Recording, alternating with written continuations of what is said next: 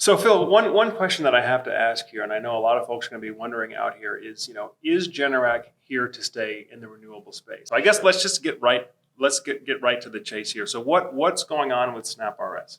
Well, let's take a step back now because the Generac power cell system, folks. If you've been following Solar Surge for a while, you'll notice that this is one of probably the most popular systems that I covered back in 2021, particularly for those that are looking for solar with a whole house backup. As a generator company, I think people are, anticipating integration with our other products. So we've got some really, really cool things coming down the road.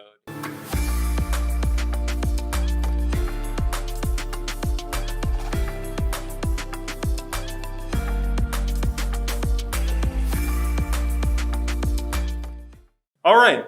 Well, welcome to the Solar Surge podcast. And today we have a special guest for you from Generac. Phil Swanson is going to be joining us today to talk about everything that's going on with Generac. So, Phil, welcome to the Solar Surge podcast. Thanks for coming down. Yeah, thanks for having me. Very excited. Great to meet you in person, and cool to be a part of the show.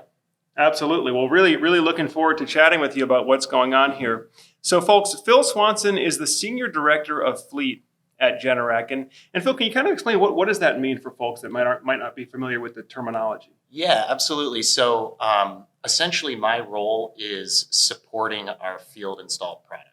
So if it's post-commissioning, that's my responsibility. So what that means, technical support, dealer support, so our installer support, customer support. We have a group of people that do fleet analytics, so monitoring our systems in the field, make sure everything's working properly. Application engineering, field service, and portions of the training come right to me. Excellent. So basically everything that's out there then, the generators, the battery systems, everything that's out there in the field. Clean energy specific, okay. So power cell, yep. The home standby units and our commercial and industrial products are a different group. Yeah. Great. Okay. Well, I know power cells a lot of what we want to talk about today. Yeah. And so, I guess if we can kind of get right into it. So, Phil, a big reason why we're sitting here today is that, I had put out a post a couple of weeks ago talking about some of the reasons why here at Solar Surge we have not been actively selling or actively promoting the Generac power cell product. And we talked a little bit, kind of what's going on with the SnapRS and all that. So I guess let's just get right. Let's get right to the chase here. So what's going on with SnapRS? Yeah, so I appreciate it. It's good to to talk about this. So Generac recognized that the original SnapRS product, so that's the rapid shutdown device on the roof that couples with our PV Link, wasn't performing to the quality standards that Generac expects and maintains. So we've been actively working to support our warranty, working with our dealers and also third-party installers to replace any equipment that may not be functioning properly under warranty, and in some cases doing that even on equipment that is functioning. So yeah, we're aggressively working to support both our dealers and our system owners. Okay, great. And because I know that's a question a lot of folks out there, especially those out there that are solar installers, or maybe they are installing and maintaining Generac systems. What is this going to look like for them? I guess as we kind of work through the current batch of product that's already out there, what does the future look like on this particular issue? Yeah. So specifically, we rely on our dealers, our installers, to perform most of the physical service in the field. In your previous video, you mentioned warranty compensation for those partners. Generac has a really, really strong warranty support structure as well as our compensation. You noted a figure of $800 for the opportunity cost. The way that we've structured our warranty compensation, both for our third-party service providers as well as our installer dealers, comes out in such a way that I think we exceed that in many cases. There's always case-by-case differences, travel time, et cetera. But yeah, I think we've really structured this, in my opinion, in an industry-leading way. So we can help our dealers, we can enable our installers to get out there and support our homeowners. There's also certain situations where A specific dealer or installer may no longer be in business. And in those circumstances, we've partnered with regional and national third-party service providers, and we're performing that warranty work at no cost to the homeowner. So yeah, we're really aggressively attacking this on all fronts. So does that mean that if somebody has a GENERAC system installed out there and maybe the original company that did the installation is no longer in business, does that mean you'll have another one of your install partners come out to service that system? Absolutely. Yep. So we're kind of doing this on two fronts. So proactively, my fleet analytics team is keeping an eye on our system performance.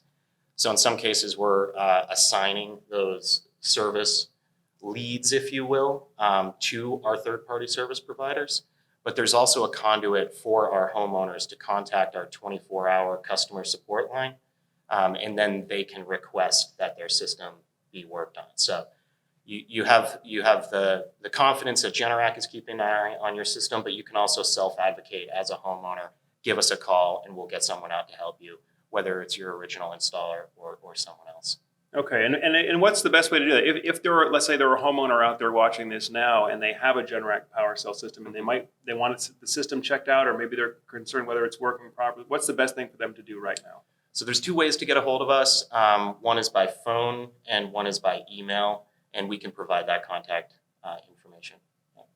Okay, great. And we'll make sure that we put either a link in the description below, or maybe editor, you can put up a little banner below there with where homeowners need to go if they have PowerCell now and looking for some closure and some resolution on this issue.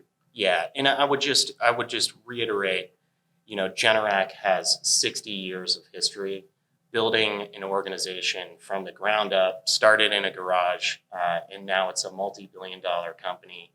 And we did that by supporting our installers and our homeowners, and that is our full intention. And I think our response speaks for itself. That's great. That's great. Well, folks, as you know, if you've been following the channel for a while, I've talked about this before, is that one of the most important choices you can make as a homeowner, if you're in this process of evaluating solar and battery storage options, is which install company do I choose? Because oftentimes it's that original install company that's going to be providing your primary warranty service. And what I think I'm hearing you say, Phil, is that regardless of the health of your original installer, that GENERAC is going to stand behind any system that's currently out there in the field, and you'll field those service calls directly if the original install company is not being responsive. Is that right? Yeah, absolutely. So GENERAC expects that all of our dealers, operate with integrity and uphold the GENERAC brand. But we also realize that some installers want to focus on installing. That's their focus is new installations. So we have already mobilized a really strong third-party service network to back up both our homeowners as well as our dealer network. So GENERAC can serve as a conduit to making a connection with those service providers if their original installer doesn't want to service the system. So there shouldn't be concern in any regard that you are left out in the cold or in the dark if your original installer isn't participating. We have plenty of dealers that are really excited to get out there and help. Great. Yeah. Great. Well, thank you for that. And I think that's really what we wanted to hit on here, folks, is, GENERAC is here to set the record straight, tell their side of the story. And what I'm hearing is that they're going to do what it takes to make things right, whether you're an existing customer or prospective customer or what have you. Yeah, absolutely. GENERAC did not get into this as a flash in the pan. This is the future of GENERAC's core business. And you can see that in publications, across, not just me saying this.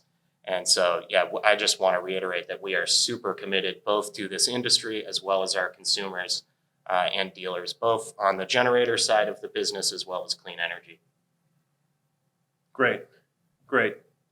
Well, let's take a step back now because, the GENERAC power cell system, folks, if you've been following Solar Surge for a while, you'll notice that this is one of probably the most popular systems that I covered back in 2021. Particularly for those that are looking for solar with a whole house backup. And that's a big segment of our audience. It's not just people that are looking for solar, but they're looking for solar with a whole house backup to be really self-sufficient, not so much for saving money, but to be fully self-sufficient. And if we could, I'd like to talk a little bit now about some of the technical differences between the GENERAC solar plus storage system. We call what you call power cell, Mhm. and some of the other solutions that are on the market. So let's talk a little bit, Phil, about the DC coupled architecture versus the AC coupled architecture. And for Yeah. those that are sort of new on the topic, can you explain a little bit what do those two terms mean? Yeah, I think that's a great way to frame the conversation when you're a consumer or a dealer and you're trying to make a decision on what sort of energy storage product do I want, be it solar, home standby generators, and specifically as we talk about solar and battery backup, there's really two main architectures as you've mentioned. That's DC coupled. That's where we focus. That's our product offering. And there's also AC coupling. And so DC or direct current and AC alternating current are two kind of primary forms of electricity, the way that it can be transmitted and used.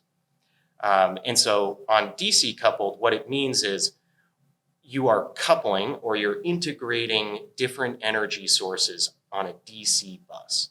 And the reason that makes sense is because solar panels or PV generates DC power. As well, batteries also store DC power.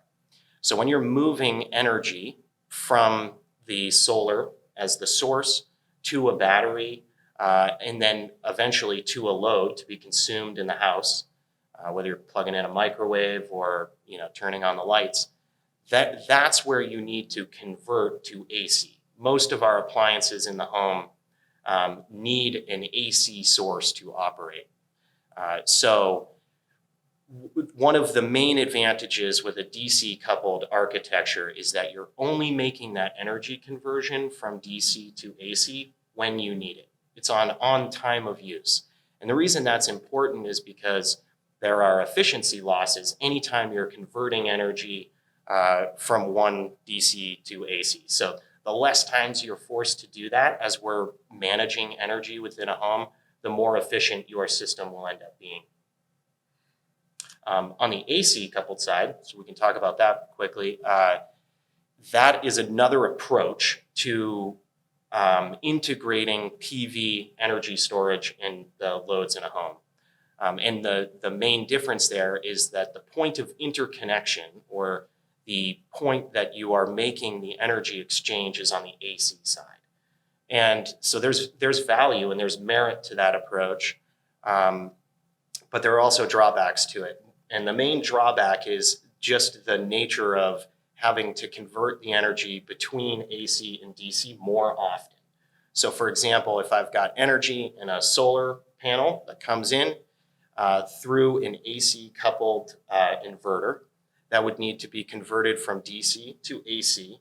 And then if I want to take that energy and put it into the battery, I need to then convert it from AC back to DC. So there's an additional exchange or conversion of energy in that sort of scenario.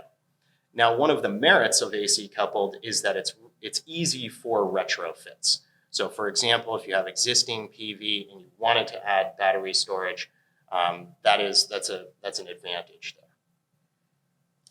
Got it. And that makes a lot of sense. So, for those that are off grid or even those that have been following me for a while, that I did choose a DC coupled system when I built the last house, particularly because of the reasons you mentioned, the more efficient direct solar to battery, DC to DC battery charging. So if you are in an off grid mode and you need to get every last bit of usable energy, the DC coupled architecture does allow you to kind of capture more usable energy. Yeah, I think one way to frame it, I think I always think about these things in terms of what would I want, just as the example you just mentioned. And if so, I'm installing solar on my house right now. We just built a new house, and from a greenfield approach, or if you don't have solar, like you've mentioned, that DC coupled approach really makes sense. It's keeping energy in the form that it's stored and produced in the most efficient manner, and that's keeping it on the DC side until you need it. And so that's where PowerCell really excels, is in those new installations where consumers are looking for solar as well as storage. And so, yeah, that's really exciting for us, and I think an area where our product really stands out. So one of the things that I notice about the DC coupled architecture is that you can have a single inverter that basically does both functions for you. But does the grid tie function, it also does the off grid, the battery charging, as well as consuming from the battery to power loads within the house, which makes for overall a cleaner installation, right? There's less pieces of equipment hanging on your wall. Yep, absolutely. So what are your thoughts on that? Yeah, I mean, that's really one of the reasons that DC coupled architecture is so attractive, and I think PowerCell specifically, is that we are really offering a holistic solution.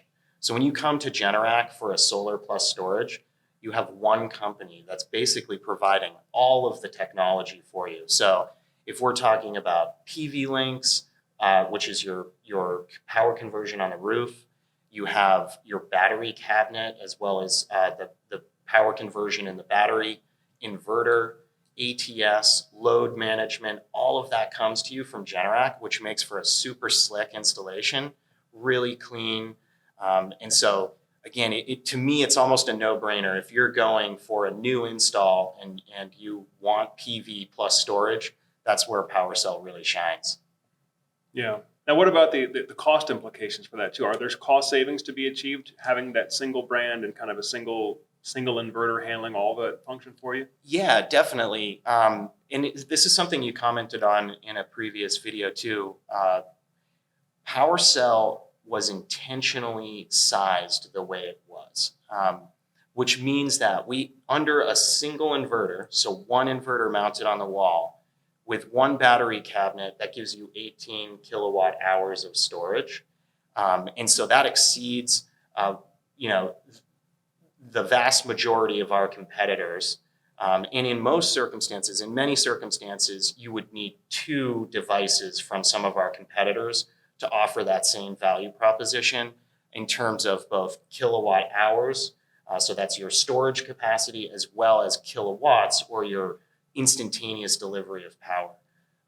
And in addition, so that 18 kilowatt hours, that's one full battery cabinet. You can also add an additional battery cabinet onto that single inverter, which then gets you up to 36 kilowatt hours of storage and 11 kilowatts of instantaneous delivery. So again, really compact, streamlined installation, fewer components, and I think it really makes the cost per watt, or your value, really attractive, especially when you get when you start to add 2-3 AC coupled batteries onto an existing PV array. You start to do that cost analysis, and it really makes sense. Makes sense. And just so folks have a clear understanding of what they can do with PowerCell today, so you can do on a single inverter, let's say on a single inverter, how much maximum battery storage could you do? 36 kilowatt hours. On just the 17600 inverter. That's correct. Yep. Okay. So 2 full battery cabinets with 6 battery modules in each of them. Okay. And then there is a 2 inverter option as well for people that just need more continuous power, or is it mainly one inverter and then just 1 or 2 battery cabinets?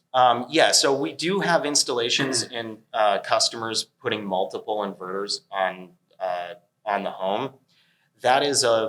That's an approach that you would want to work case by case with your dealer to really understand how to integrate multiple inverters.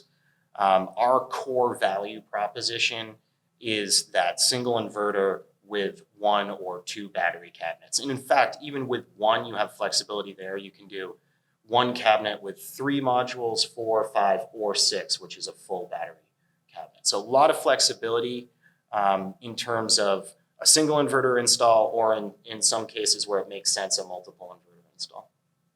Okay. And now I know we're kind of talking about the other side of things now, but what are some cases or what are some instances where the AC coupled architecture would be more preferable? Yeah, I think it goes back to retrofitting. In a situation where you already have existing PV on the roof, those AC coupled that AC coupled architecture is easy. It's an easy add-on, and it also makes integrating multiple components from different manufacturers easier, because the AC 60 hertz, it's a standard, right? Standard, yeah. That's what everyone uses in their home. So if you're a company and you're just making a battery, you're going to AC couple because you can integrate with other products much easier. PowerCell, on the other hand, since you're getting everything from one company, we have the flexibility to make sure that our products integrate at a different level. Even the way we operate in an outage situation. So let me give you an example.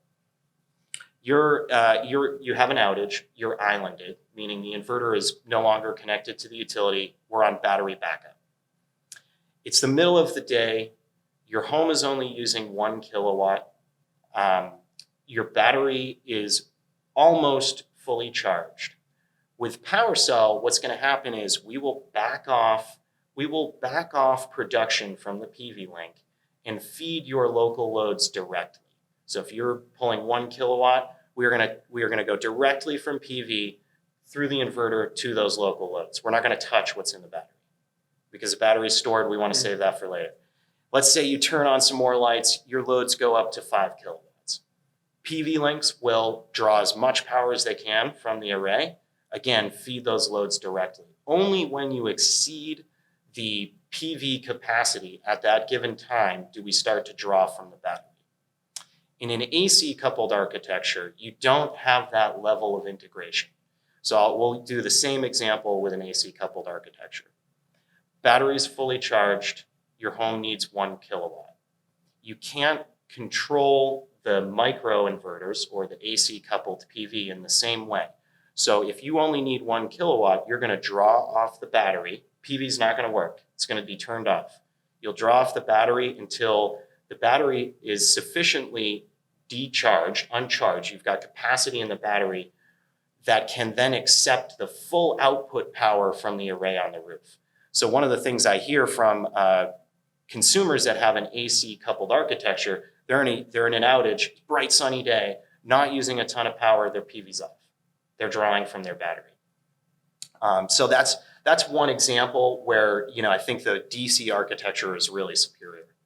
Yeah, no, you're absolutely right. Because when you're in an off-grid operation mode with an AC coupled system, unless there's some kind of proprietary communication between your battery system and your inverter system, it's basically all on or it's all off. Exactly. Right? Because again, we're talking about standards, right? Yep. And so the standard right now for throttle control is the frequency shift, right? Exactly. Which essentially tells the microinverters or the grid tie inverter either it's all on or it's all off, but there's no way to say, hey, give me 10% throttle, give me 15% throttle. Yep. Because that's what the house can actually use right now. Yep, exactly. So, okay. Well, I think this has been a good conversation because I know that is one of the areas that people are going to be considering, particularly folks that are more technical minded like you and me, that they're going to want to hey, is DC coupled better? Is AC coupled better? And I think the answer in a lot of these situations is, well, it depends. It depends what are you trying to accomplish and what is your current situation? Are we retrofitting or are we starting from scratch, what you call a greenfield? Can we put this thing all together from scratch using, the exact components that we want? Yeah, and I think that's a really important thing and something you do a great job of here, which is just educating your viewers. And, PowerCell has such a great value proposition. And we want to educate the consumer and the dealers on what that value proposition is and where it makes sense. But it's also super important, and I think this will probably segue into some of the different configurations that we offer, is that it's important to also understand what the physical limitations are of equipment. And that's not PowerCell, that's battery storage in general, that's PV. And so having that education and that expectation of what my system can do, what it can't do is really important for a good customer experience, right? If you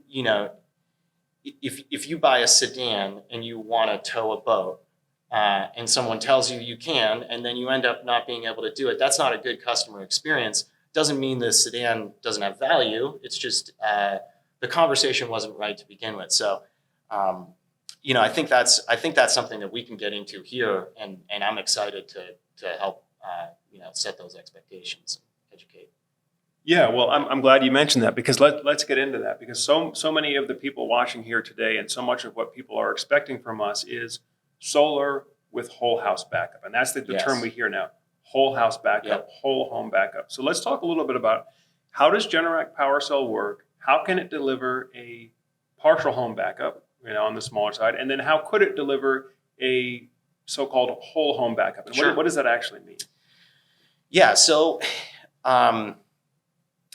even before we talk about the two different approaches, because PowerCell does offer partial home backup or protected loads, sometimes it's referred to, or whole home. I like to call it managed whole home. But I think it's important to understand, when we talk about whole home backup, what does that look like? As the solar guy in my family, we're at Thanksgiving dinner, right? And someone always says, how many panels do I need? Or how big of a battery do I need? And, the answer is, it depends, right? If you use natural gas or propane or oil to heat your home compared to electricity, your demand, where you're getting that source of energy from, is really different. Someone who uses electric heat in New England, where I live, their electricity bill looks very, very different from someone who's using natural gas. And so it's really important to understand, what am I trying to back up? What can I reasonably get from a battery? There's a reason that internal combustion engines have been around for so long, and that energy source in fossil fuels is so dense. That's one of the things that's miraculous about it. When you start to talk about batteries, you need to be aware of, what are the reasonable limits of a battery and what can I do? And one of the ways, so you can take two approaches to it. You can either add a ton of battery backup, right? Just absurd amounts of batteries. That's really costly. In some places it's cool. I mean, if I could fill a room in my basement with batteries and do it, I certainly would. Go for it, yeah. The other way to approach it is through load management, which basically means being really smart about when and which devices are using power at what times. So one example I can give you, a good example of load management or energy management, is a well pump or a water heater. Well pumps have a diaphragm. You fill a tank, it pressurizes it. So your well pump isn't always running. It runs for a few minutes, gets pressure in a tank. You use that pressure, the well pump turns on later. Same with a water heater, unless it's on demand. But most water heaters have a reservoir that they keep at a temperature. If you turn the shower on, you use that water that's preheated. So in those circumstances, those types of loads, we have flexibility when we can and can't turn them off. And that's what load management is for. And so I talk about that in the context of partial home and managed whole home. And that's really the differentiator between the two, is in partial home, you are predetermining which circuits you want to back up in an outage. So you're taking a subset of your electrical circuits in the home and connecting them directly to your backup source. In managed whole home, you are energizing your entire home, but you then have flexibility to manage those heavier loads. So you can utilize them if you need to. And in some cases, when you use Power Manager, for example, you actually have flexibility post-installation, both through an automated management platform as well as manual. So you can literally turn things on with your cell phone. So those are kind of the two architectures, partial home and managed whole home. Now, when I got started in solar, pretty much all I was doing was partial home backup. Yep. And I can still remember the calls would come in and it would go something like this: Joe, I saw your ad. What I need backup for my well pump and my refrigerator. Yep. And batteries were much smaller back then. And budgets were also smaller. Financing options weren't as abundant as they are today. So oftentimes we had to make something work with limited battery storage, limited budget, and make sure that those essential items or those critical load items were powered on. And of course, well pump for water and refrigerator for food were usually the top two on that list. Sometimes medical devices, people would need medical devices. They need an outlet that they could plug in, like a CPAP machine or something like that. But now when we talk about a whole house backup, and I'm glad that you use that term energized. The whole house will be energized, but it doesn't mean you can turn everything on. Correct. at the same time. So you may have voltage on every outlet in the house. Doesn't mean you can plug everything in and turn it all on, fire it up at the same time. Yep. So let's talk about that a little bit, because guys, when you're talking about, and this is one of the big differences between a traditional generator backup, which a lot of times offers high power ratings, right? Like a GENERAC standby, you can get 24 kW now for a typical residential. So 24 kilowatt, that's a lot of power. That can actually run the whole house for most modern homes that don't have like electric strip heating, right? You can pretty much run the whole house on 24 kilowatts if you're willing to pay for the fuel. Right. If you can store the fuel and if you're willing to pay for the fuel. So that is an advantage there. Now, when you're talking with solar and battery backup, you have a finite amount of not just power, how much you can draw at one time, but you also have a finite amount of energy, right? Your solar panels only collected a certain number of kilowatt hours that day, and that's how much you've harvested. Also, your battery can only store a certain number of kilowatt hours, and that's how much total energy you have from when the sun goes down until the sun comes up the next day. So can you explain a little bit, why is load management, or what you call managed home, whole home backup, why is that a critical component to this whole backup power conversation, particularly with renewables compared to traditional generators? Yeah, and that's right at the heart of it. So load management in my mind does two things. One, it controls the instantaneous draw from the battery. So your peak output from the battery. So again, it kind of goes back to, do I want to spend X number of dollars to double my instantaneous output? Or do I want to install load management and just sequence when my loads turn on? So I know I need my well pump to work. I know I need my water heater to work. I know I need my oven to work, but maybe I don't need them to work all at the same time. And load management gives you that option. So it's really a way to reduce your peak consumption, thus limiting the number of batteries or power converters you need to meet that demand. So that's one approach. And Power Manager, so when GENERAC entered the renewable energy sector, one of the things we leveraged was GENERAC's long-standing expertise in backup power. And so one of the things that came along was the SMM, or Smart Management Module. And so that's basically, a relay that can interrupt a circuit. Well, we've iterated on that and greatly improved that with a product called Power Manager, which allows you to do that with 12 different circuits. And the nice thing about Power Manager is it's smarter. So it has more intelligent algorithms that are used to determine when loads turn on and off. And it also gives you greater flexibility because you can control it through an app. So using that power management or load management, one goal that I mentioned was to reduce the instantaneous power demand. The other thing is to extend your outage coverage, right? So as an example, it's afternoon, sun is going down, my battery is fully charged. I'm using things at night, I'm washing the dishes, I'm cooking my food, refrigerator's running, I'm drawing down my battery, I get to 50%. Now I can configure my system to know I'm at 50% battery and say, hey, you know what? Maybe I'm going to disconnect the lights in this portion of the home. I'm getting increasingly conservative on my energy consumption. So you can do this manually. You could walk through your house, you could turn lights off, you could tell the kids not to take a shower, whatever. But Power Manager will do this for you, and it'll do it intelligently. So you wouldn't want at 2 a.m.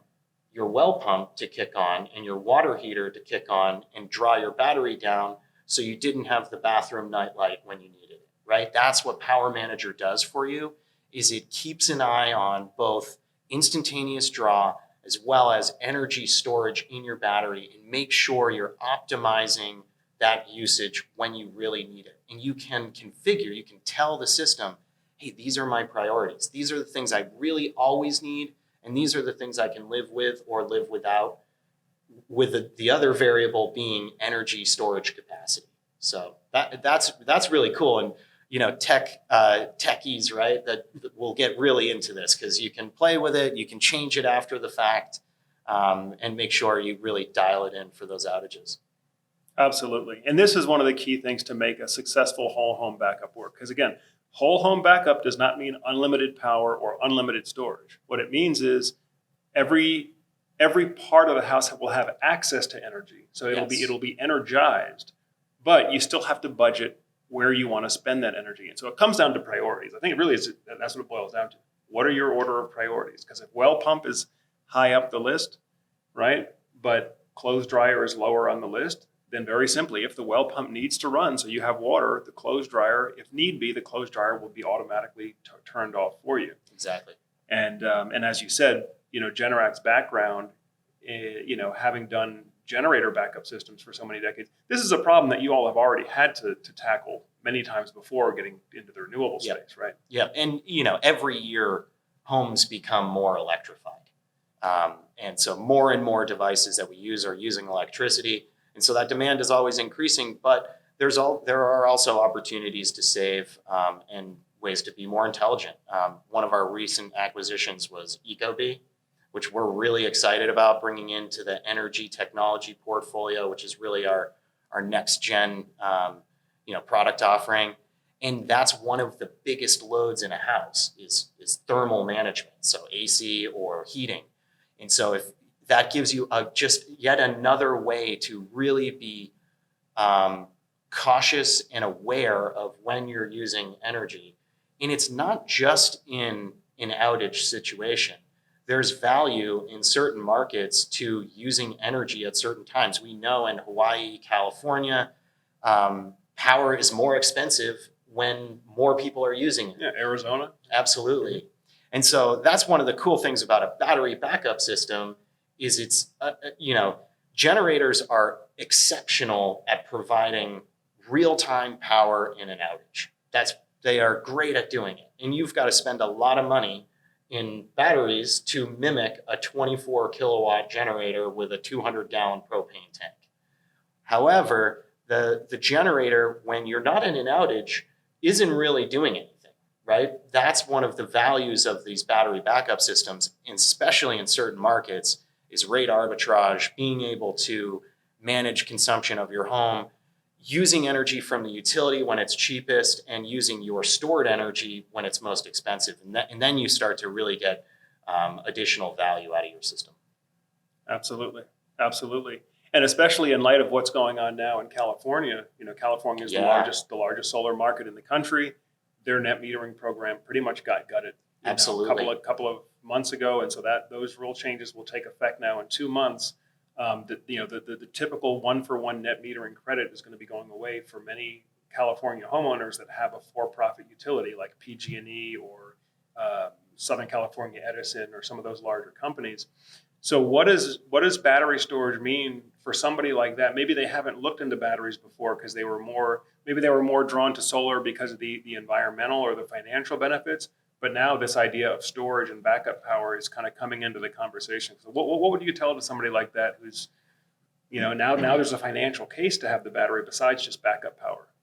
Yeah, I mean, California has long been a leader, early adopter, paving the way in so many different things, and energy management and solar is no different. So I anticipate what happens in California will eventually happen everywhere. New York, Massachusetts are always close followers. Places like Puerto Rico and Hawaii, by necessity, have to be early adopters to that. But it's what you're talking about with NEM 3.0 in California essentially makes battery backup required. In a financial perspective, it really does. I mean, it takes. We were so. Folks with net metering agreements were so lucky. That is such a, and it was designed to be that way, right? The reason net metering was implemented was to encourage adoption of PV. Now what's happened in California is it's been encouraged, it's implemented, and so they need to go to the next step. They are effectively doing load management on a grid scale. So what we're talking about doing in your home, they are doing on a day-to-day basis with their entire utility. And that's why they need batteries, because it's going to help support the utility in that area And it really, it's now incentivizing people to purchase batteries. And California in particular is a really, really awesome application for the PowerCell product. Home size, energy consumption, their whole load profile, now NEM 3.0, all really just, makes our product have a natural home in California. So we're excited for NEM 3.0. Yeah. Yeah, and so are we. I mean, obviously, it's not as advantageous now for homeowners that are looking for just straight, grid tied solar without Yep. storage, because they've been able to take advantage for so many years of just kind of using the grid as your battery. Absolutely. Right? Whatever you don't need, just dump it to the grid, and then they have to pay you for it, which is nice, but it's also not necessarily what I would call a free market type of arrangement, right? Because the utilities are saying, hey, we'll take it, but we don't want to pay you the full price. We want to pay you more in line with a wholesale price, which is what we pay when we buy power from the nuclear power plant down the street. We're not paying them retail, for that power. Yeah. Yeah. Well, this is it's the evolution of our industry, right? This is the next step to us getting solar on more homes, because using a net metering approach, there is a limit. There's a limit to how far you can go, and then beyond that, storage is the next big thing. That's how we're going to provide more of our energy portfolio from renewables. So as I mentioned, California's leading the way. Yeah, and I agree with you. Storage really is that missing link to go from just being green to being truly energy independent, to being Right. truly self-sufficient. And I've been preaching this, and I've been living this on a household level, on a personal level for a decade now. And I think now this is being rolled out at a larger scale, as you mentioned, at a utility scale. And so for California homeowners that are thinking about solar plus storage, I really do think this is the time to really consider, like, do you really want to be energy independent? Because here's what it looks like. It's energy harvest, it's also energy storage, and it's being smart with products like Ecobee and others, being smart about how you use your energy and not just using it so haphazardly. Have you, in previous discussions, referenced the duck curve? Have you talked about that at all? Not too much, but let's dig into that a little bit. Yeah, it's we could probably put up an image of this, but the duck curve essentially is like a daily load profile, and if you look at the contour of the load, it kind of looks like a duck. That's why they get the name. But you can imagine, early morning, everyone wakes up, they're making their coffee, they're doing their dishes, getting the kids off to school, whatever, going to work. And so there's a peak of consumption at that point in the morning. Everyone goes to work. They all leave their homes. Their homes kind of go dormant. There's a dip in the middle of the day of consumption. And then again, you see this really big spike when everyone gets out of work and goes home. And so that gives you this hump in the morning, a dip during the middle of the day, and then another hump in the evening. And then, of course, at night, it drops way off. So there's another hump. The problem there, well, the opportunity, I should say, right, for our industry, the opportunity there is that solar produces its energy during the day. And it really almost is inverse to our consumption.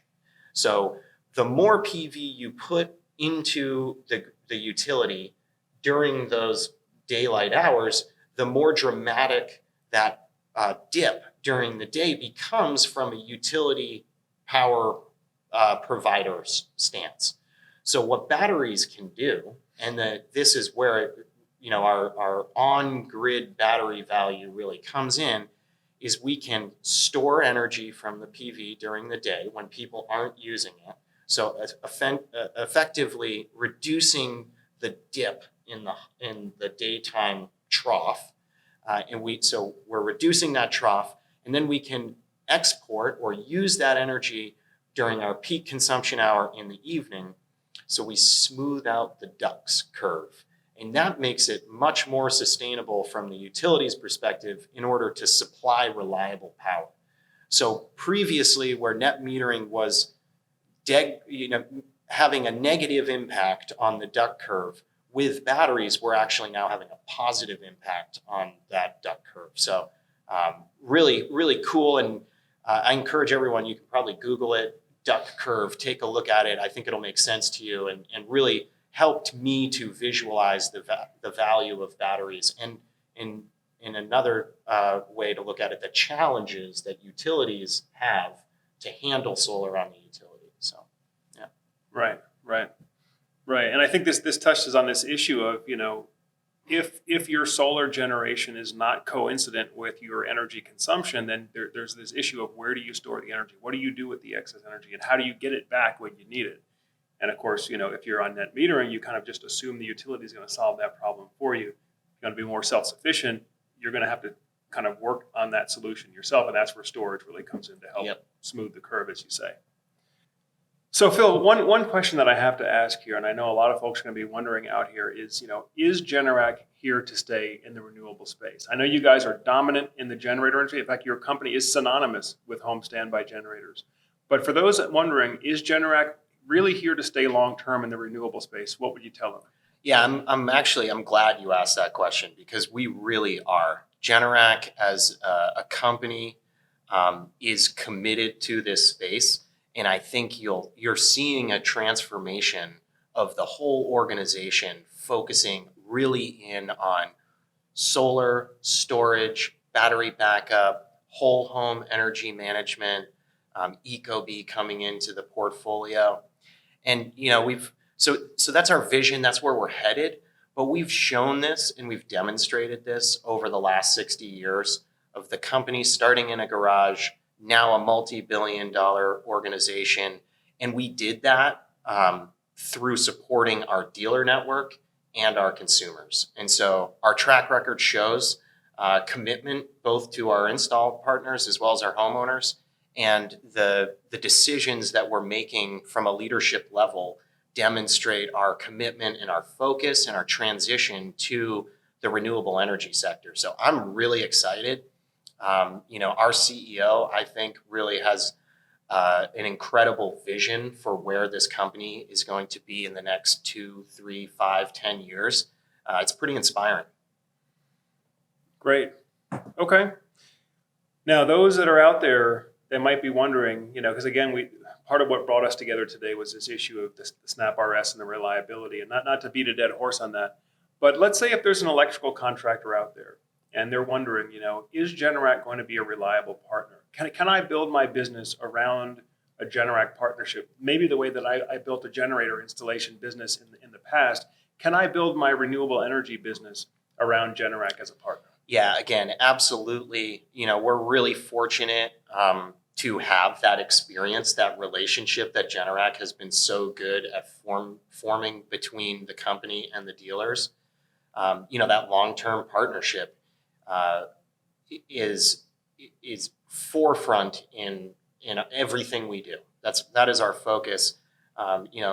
Year to year we have these kind of like organizational goals, and last year was focusing really on our dealer partnerships, and that wasn't just in the home standby sector, but that's clean energy as well. So we're really fortunate to have come into this space with a formula that's tried and true and tested, that develops a strong partnership between our dealers, our installers, and our homeowners. And so GENERAC's been really, really successful with that, and we're applying that directly to the renewable energy sector. Another thing I would just say is the fact that GENERAC is diversified and has been so successful in other markets really adds bankability and commitment and strength to our organization, so that we can continue to support and invest. I think GENERAC is in a unique position to really, really excel in this space. And I know that's our intention, that's our commitment, and that's what we're going to do. Great. Well, Phil, thank you so much for coming down to be on the Solar Surge podcast. I think you've answered the question, folks. From what I'm hearing is GENERAC is not only here to stay, but they're going to do what they have to do to make things right for any of these service reliability issues that are out there. And so I just really appreciate you making the trip to come down. Let us know, what are some of the things that we should be looking for down the road in terms of the product roadmap? Where do you see things going from here? Yeah, this is the cool next phase, right? So as a generator company, I think people are anticipating integration with our other products. So we've got some really, really cool things coming down the road in terms of DC coupled generators as well as AC coupled generators. More to come on that on my next trip down. So really exciting stuff happening there. And, we have a team of really smart people always thinking about the next thing. So I'll leave it at that and just a little cliffhanger. But yeah, there is some really, really cool stuff coming down the road. You can tell by my smile. So, Well, I'm excited. we're looking forward to having you back, folks. Phil Swanson here, Senior Director of Fleet for GENERAC. Phil, thank you so much for being here. Yeah, thanks, Joe. And I wish you all success with everything coming up this year. Likewise. Thank you. Thanks.